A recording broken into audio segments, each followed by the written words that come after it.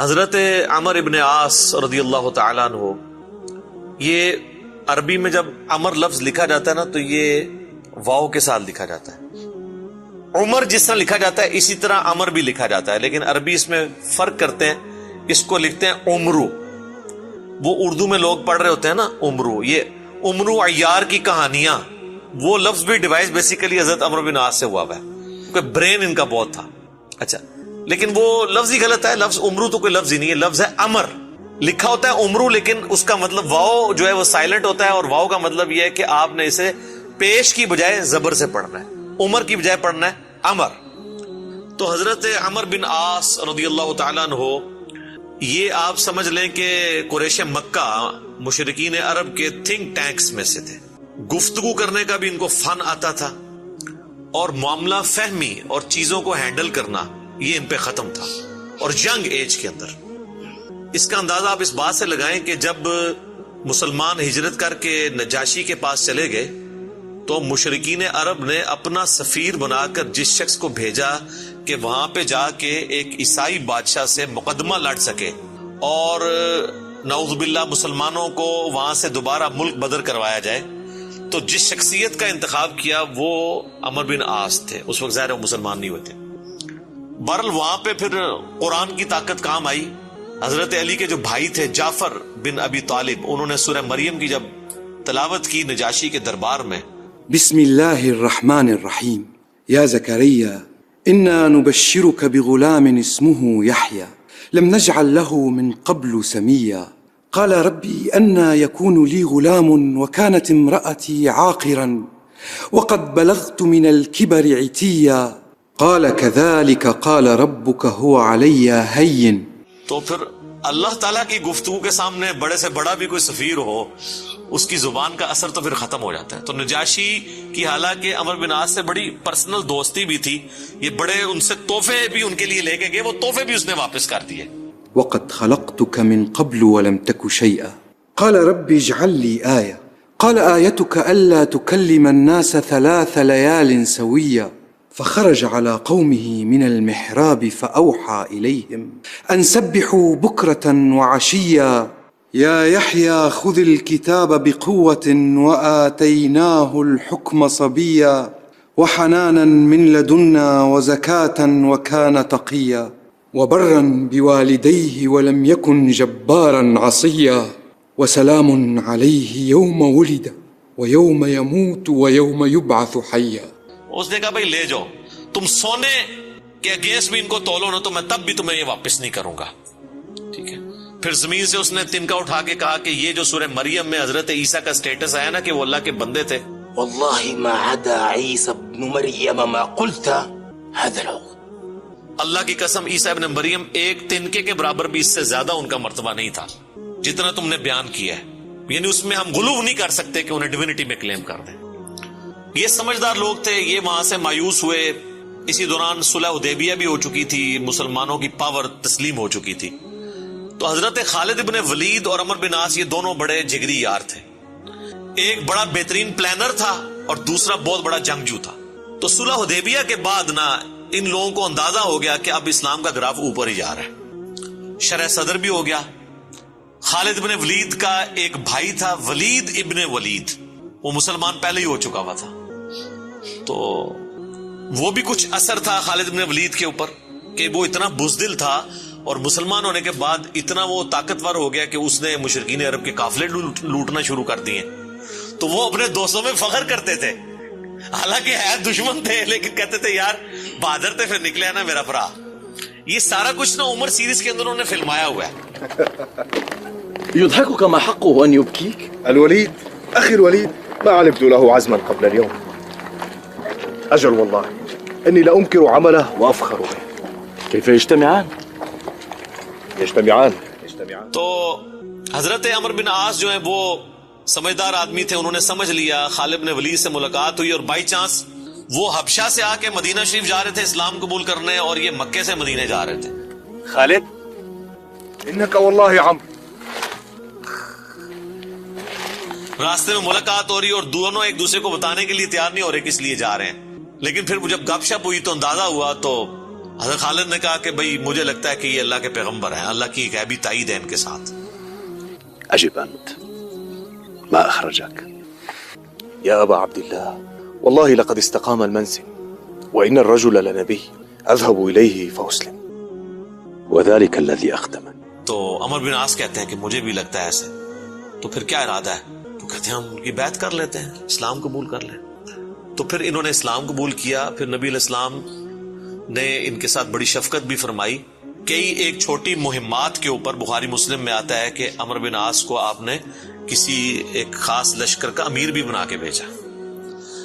اور پھر سیدنا عمر کے دور میں جنگ یرموک کے اندر بھی یہ جو بڑے بڑے چند کمانڈر جو تھے حضرت ابو عبیدہ ابن جرح کے ساتھ، ان میں عمر بن عاص بھی شامل تھے۔ جنگ یرموک انہوں نے لڑی ہوئی ہے، رومن امپائر کے خلاف جو فیصلہ کن جنگ تھی۔ اس کے بعد پھر جب مصر کے فتح کرنے کی باری آئی تو مصر کے اوپر تو حضرت عمر بن عاص کو ہی بھیجا تھا حضرت عمر نے، تو یہ فاتح مصر بھی ہیں۔ سعد ابن ابی وقاص فاتح ایران ہیں اور یہ ہے فاتح مصر۔ اور جنگ یرموک میں بھی ابو عبیدہ ابن جرح کے ساتھ یہ رہے ہیں رضی اللہ عنہم اجمعین وعلیہم السلام اجمعین۔ تو یہ ان کی زندگی کے اندر یہ اتار چڑھاؤ والا معاملہ رہا، لیکن پھر وقت گزرنے کے ساتھ پھر بعض اوقات انسان کے اوپر ایسے معاملات زندگی میں آ جاتے ہیں، ہم کیوں بار بار بات کرتے ہیں کہ ربنا لا تزغ قلوبنا بعد اذ ہدیتنا وہب لنا من لدنک رحمہ انک انت الوہاب۔ آمین۔ ڈر تو لگا رہنا چاہیے ہر وقت۔ وہ مشہور حدیث جو بخاری اور مسلم دونوں میں ہے، میں یقین کریں جب بھی وہ حدیث پڑھتا ہوں نہ کانپ اٹھتا ہوں۔ عقبہ بن عامر کہتے ہیں کہ نبی علیہ السلام نے اپنی وفات سے 1 مہینہ پہلے غزوہ احد کے شہداء کے قبرستان میں جا کے نماز جنازہ پڑھی اور وہیں پر ہمیں خطبہ دیا۔ اچھا، اس حدیث کے اینڈ پہ بڑے دردناک الفاظ ہیں۔ عقبہ بن عامر کہتے ہیں یہ آخری دفعہ میں نے نبی علیہ السلام کا دیدار کیا تھا، اس کے بعد میں نے حضور کو کبھی نہیں دیکھا۔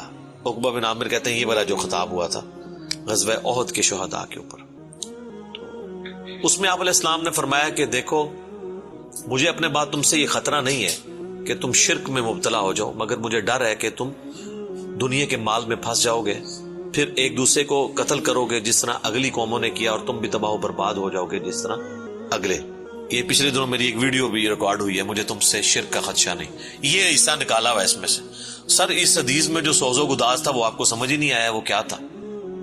بخاری مسلم کے الفاظ ہیں، عقبہ بن عامر کہتے ہیں رسول اللہ ہم سے یوں گفتگو کر رہے تھے جس طرح آپ مردوں اور زندوں دونوں کو الوداع کہہ رہے ہیں، اور آپ فرمایا کہ میں اس وقت بھی اپنا حوض کوثر سامنے دیکھ رہا ہوں، یعنی اللہ تعالیٰ نے آپ کو وہ سب کچھ سامنے دکھا دیا، اور میں تمہارا پیش رو ہوں، میں آگے جا رہا ہوں، تم نے میرے پیچھے آنا ہے۔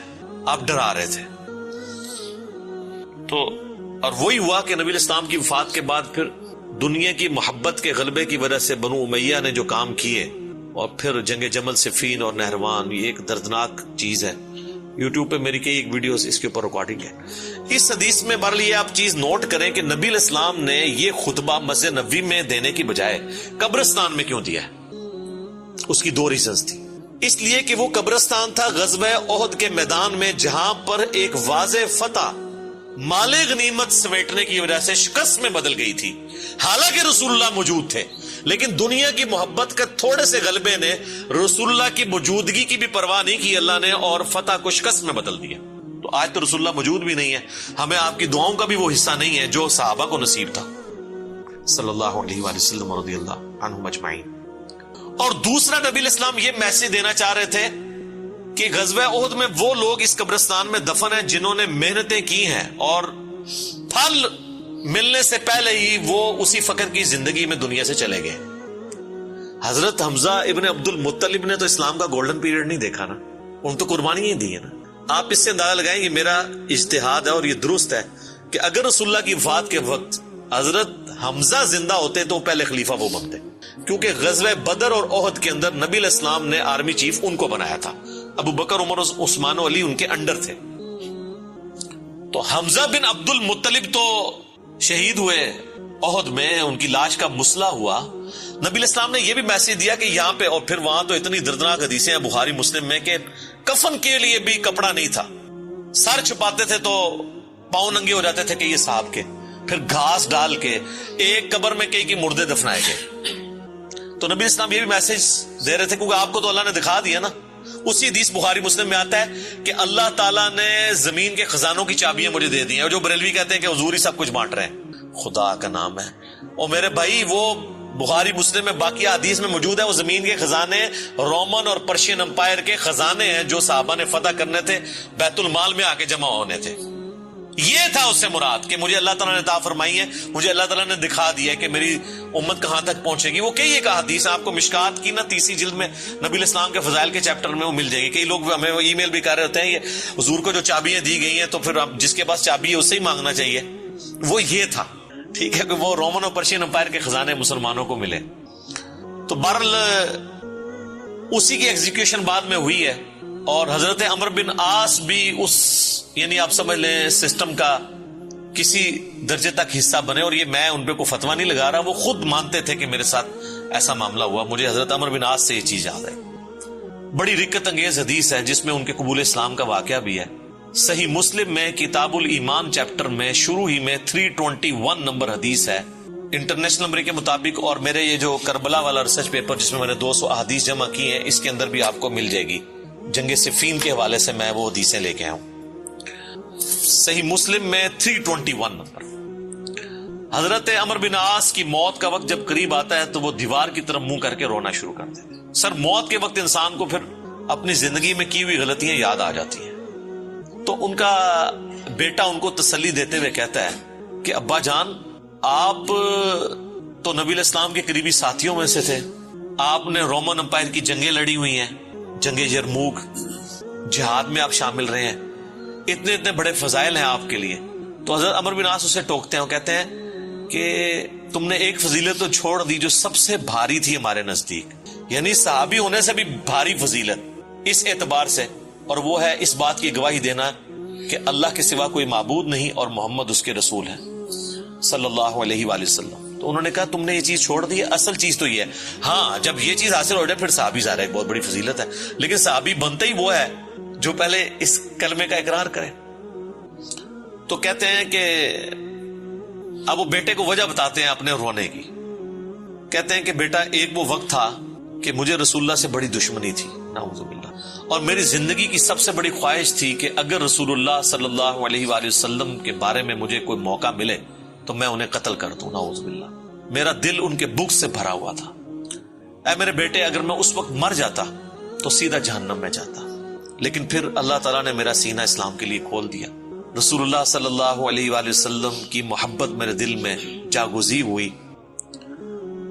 اور وہ کہتے ہیں پھر مجھے اس دنیا میں رسول اللہ سے بڑھ کر کوئی محبوب نہیں تھا صلی اللہ علیہ وسلم. اور کہتے ہیں میرے بیٹے، پوری زندگی نبی الاسلام سے مجھے محبت اور عقیدت کا وہ لیول تھا کہ میں نے کبھی بھی آنکھ بھر کے حضور کے چہرے کی طرف نہیں دیکھا.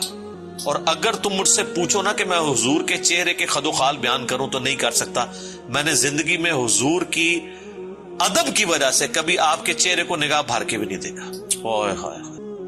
اور کہتے ہیں میرے بیٹے، میں اس وقت مر جاتا تو سیدھا جنت میں جاتا جب میں نے اسلام قبول کر لیا. اور پھر وہ ساتھ بتاتے ہیں، کہتے ہیں میں جب اسلام قبول کرنے کے لیے گیا تو نبی الاسلام نے اپنا دایاں ہاتھ آگے بڑھایا تو میں نے بھی آگے بڑھا کے پیچھے کھینچ لیا. اور میں نے کہا یا رسول اللہ، پہلے مجھے گارنٹی دیں کہ میرے پچھلے سارے گناہ معاف ہوں جو میں نے اسلام کے خلاف کیے ہیں. یا رسول اللہ، اشہد ان لا الہ الا اللہ وانک رسول اللہ وانی اسألک مثل الذی سأل خالد فادع لنا صلی اللہ علیہ. تو نبی الاسلام نے فرمایا کہ اے عمر، کیا تجھے نہیں پتا کہ اسلام سابقہ کے سارے گناہوں کو معاف کر دیتا ہے؟ مقبول حج سابقہ کے سارے گناہوں کو معاف کر دیتا ہے، اور اللہ کی راہ میں ہجرت کرنا سابقہ کے سارے گناہوں کو معاف کر. حضور نے میرے گناہوں کی معافی کی گارنٹی لی، میں نے اسلام قبول کیا. اے میرے بچے، اگر میں اس وقت مر جاتا تو سیدھا جنت میں جاتا. لیکن پھر میری زندگی میں ایک تیسرا وقت آیا، پھر مجھ سے وہ کچھ ہوا جو نہیں ہونا چاہیے تھا. یہ حدیث مسند احمد کے اندر بھی موجود ہے، صرف صحیح مسلم میں نہیں ہے. اس میں تو خیر اور بہت سارے الفاظ ہیں، وہ میں بعد میں وہ طریق بیان کرتا ہوں. کہتے ہیں بہرحال پھر مجھ سے جو کچھ ہوا، اب میں اللہ سے امید کرتا ہوں کہ اللہ تعالیٰ مجھے معاف کرے گا، آمین. جب میں مر جاؤں تو میری قبر کے ساتھ، میری لاش کے ساتھ، میت کے ساتھ کوئی آگ نہیں ساتھ لے کر جانی، اور نہ کوئی نوحہ کرنے والی عورت ساتھ لے کے جانی ہے، اور مجھے دفنانے کے بعد میری قبر کے اوپر پانی چھڑک دینا، جس طرح نبی الاسلام کی سنت ہے کہ آپ دفنانے کے بعد پانی چھڑکتے تھے، اور اس کے بعد میری قبر پہ اتنی دیر موجود رہنا جتنی دیر ایک اونٹ کو نہر کر کے اس کا گوشت تقسیم کیا جاتا ہے، یعنی کم از کم 2 گھنٹے تک، تاکہ میں اپنی قبر سے مانوس ہوں اور دیکھو میں اللہ کے بھیجے ہوئے فرشتوں کو پھر کیا جواب دیتا ہوں۔ یعنی اس سے حضرت عمر بن عاص نے یہ بھی عقیدہ دیا کہ اسی زمینی قبر کے اندر حساب و کتاب ہوتا ہے، لیکن اس کو کوئی دیکھ نہیں سکتا، یعنی اگر ایگزیکٹ آپ کیمرہ فٹ کر دیں تو یہ جو کیپٹن عثمانی برزخی گروپ جو لوگ کہتے ہیں نا وہ کہیں اور قبر ہوتی ہے، تو حضرت عمر بن عاص کا یہ عقیدہ نہیں تھا۔ یہ حدیث ان کے گلے کا کانٹا ہے، جب وہ ہم پیش کرتے ہیں وہ کہتے ہیں عمر بن عاص کا تو ذہنی توازن آخری وقت میں بگڑا ہوا تھا، وہ تو بہکی بہکی باتیں کر رہے تھے، کیونکہ ان کے لیے تو وہ جو بھی باتیں حضرت علی کی فیور میں جائیں وہ بہکی بہکی ان کو لگتی ہیں نا۔ میں کہتا ہوں ان کا دماغ جتنا موت کے وقت کام کیا ہے نا پہلے نہیں کیا تھا، کیونکہ وہ تو اس وقت ہی ان کو احساس ہوا ہے۔